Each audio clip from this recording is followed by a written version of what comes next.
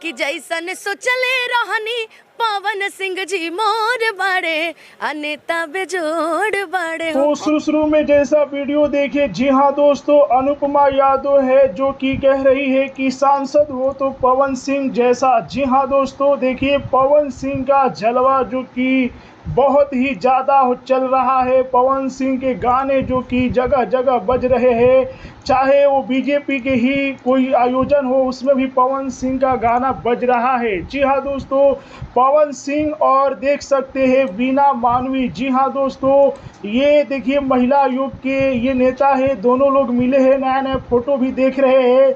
और यहाँ पर देख सकते हैं कि पवन सिंह के लिए अनुपमा यादव ने कितना अच्छा बात कही है कि नेता और सांसद हो तो पवन सिंह जैसा हो। जी हाँ दोस्तों, तो देख सकते हैं पवन सिंह का जलवा जो कि पूरे भारत में चल रहा है।